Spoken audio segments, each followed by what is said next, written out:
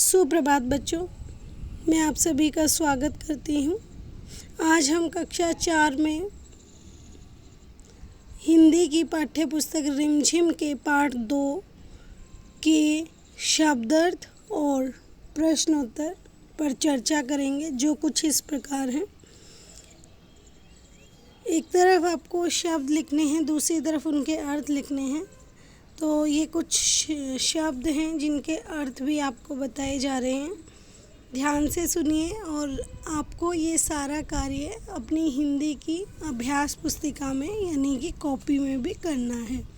शब्द अर्थ: मूर्ख, बेवकूफ़, कोशिश, प्रयत्न, विश्वास, भरोसा, निरा, बिल्कुल, मुसीबत, कठिनाई, अनुरोध मतलब विनती करना, संसार, जगत, दुनिया, कुछ भी लिख सकते हैं, स्थान, जगह, मुश्किल, कठिन परिस्थिति या कठिनाई, अभिमान, घमंड, इकट्ठा, एकत्र करना, संख्या, गिनती, आबादी, जनसंख्या, पल, क्षण, संदेह, संशय, जरूर, अवश्य। उसके बाद आपकी किताब में बेटा जो प्रश्न उत्तर दिए गए हैं, प्रश्न आपसे पूछे गए हैं, उन प्रश्नों के हम एक एक करके उत्तर देखते हैं और उस पर चर्चा करते हैं।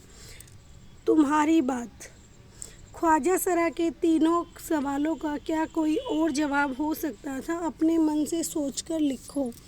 सबसे पहले बेटा मैं आप सबको बता दूं कि हर बच्चे को जो प्रश्न है वो काले पेन से लिखना है और जो उत्तर है वो नीले पेन से लिखना है। और पहले प्रश्न पर हम चर्चा पिछली क्लास में, जब हमारी पिछली क्लास हुई थी गूगल मीट पर, उस पर हमने काफ़ी चर्चा की थी। बहुत सारे बच्चों ने मुझे उस पर वीडियो भी बना के भेजा है कि मैम अगर हम ख्वाजा सरा की जगह होते तो ये करते, या ये प्रश्न हो सकता था, दूसरे प्रश्न का उत्तर ये हो सकता था, तीसरे प्रश्न का उत्तर ये हो सकता था। तो जो आप सबने बताए थे वो भी उत्तर बिल्कुल सही हैं। आप चाहे तो अपनी पसंद से उत्तर लिख सकते हैं, नहीं तो ये उत्तर भी लिख सकते हैं। तो पहला प्रश्न है, ख्वाजा सरा के तीनों सवालों का क्या कोई और जवाब हो सकता है? अपने मन से सोचकर लिखो। तो उत्तर लिखना है हमें। ख्वाजा सरा का पहला सवाल था, संसार का केंद्र कहाँ है? इसका दूसरा जवाब क्या हो सकता था कि आप जिस स्थान पर खड़े हैं वही संसार का केंद्र है। उनका दूसरा सवाल था, आकाश में कितने तारे हैं? तो इसका उत्तर क्या हो सकता था? आकाश में उतने ही तारे हैं जितने आपके सिर में बाल हैं।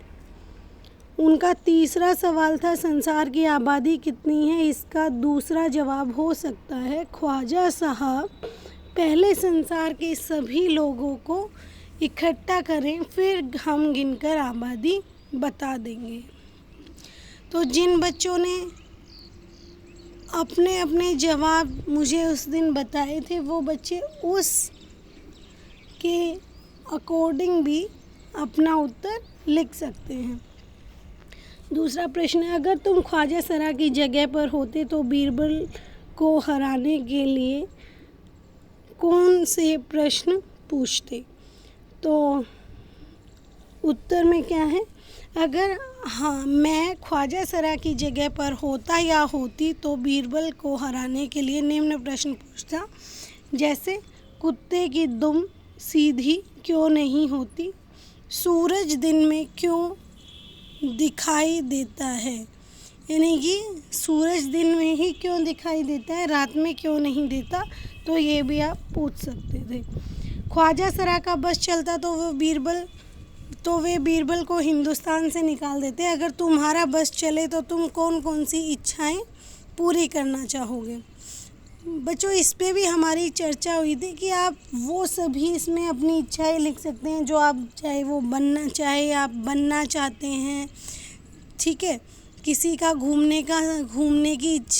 घूमने की इच्छा होती है, किसी की पढ़ने की इच्छा होती है, किसी की खेलने की इच्छा होती है।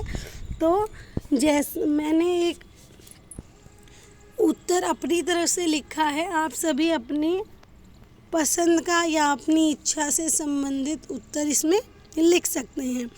मैं पढ़ लिख कर कलाकार बनना चाहूँगा और अपने घर को, विद्यालय को रंगीन बनाऊँगा।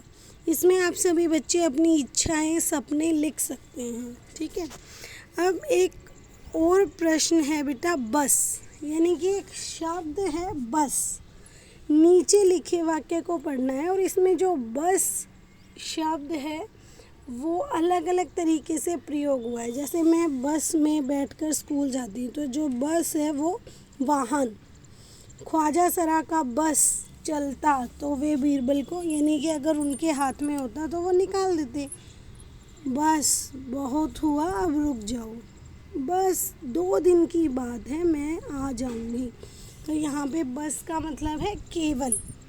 तो ऊपर लिखे वाक्यों में बस शब्द के अर्थ अलग अलग हैं। अब हमें इसी तरीके से चल शब्द से वाक्य बनाना है। अब चल का मतलब ये नहीं है बेटा कि आप हमेशा सिर्फ चल ही लिखोगे।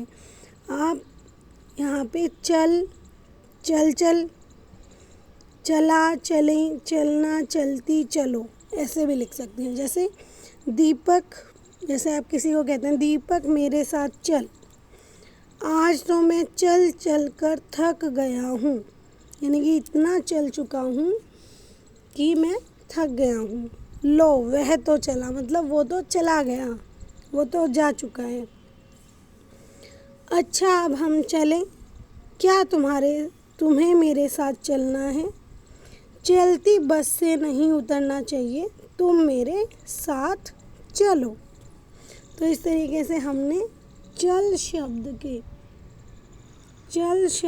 का अनेक वाक्यों में प्रयोग किया है। बीरबल की तरह बहुत से अन्य व्यक्तियों की हाजिर जवाबी के किस्से प्रसिद्ध हैं, उनके नाम पता करो। तो उनके नाम बेटा तेनालीरामा और अमीर खुसरो, और भी आप बहुत पता कर सकते हैं, जैसे लाल बुजक्कड़। ये भी हमारी रिमझिम की पाठ्य पुस्तकों में ही एक पाठ है। तो इस तरीके से आप हाजिर जवाबी के किस्से प्रसिद्ध हैं। तो ऐसे ही अगर आप जैसे कक्षा 5वीं में जाओगे तो उसमें एक राख की रस्सी पाठ आएगा, उसमें भी हाजिर जवाबी से संबंधित पाठ हैं।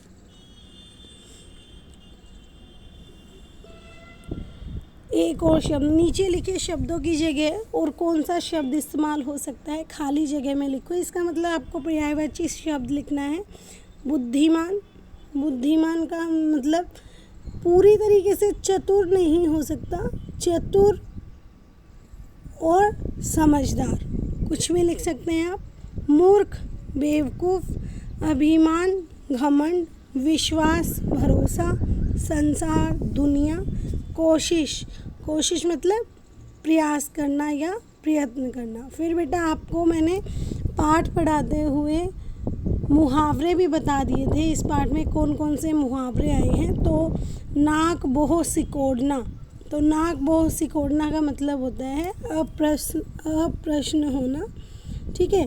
अप्रसन्नता से जब कोई किसी बात पर अप्रसन्नता झलकाता है, यानी कि वह अप्रसन्न रहता है, नाराज़ हो जाता है, तो उसको हम कहते हैं कि नाक बहुत सिकोड़ रहा है।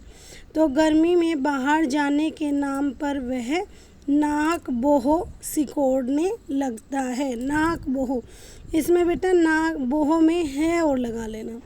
कलई खुलना, पता लग जाना, चोरी की कलई खुलते ही वह धीरे से खिसक गया। इसका मतलब उसकी जब चोरी सामने आ गई तो वह चला गया। तो बेटा आप सभी को ये जो पाठ का अभ्यास है दिनांक के अनुसार करना है अपनी हिंदी की अभ्यास पुस्तिका में। तो आज के लिए बस इतना ही। मिलते हैं आगे की वीडियो में। धन्यवाद।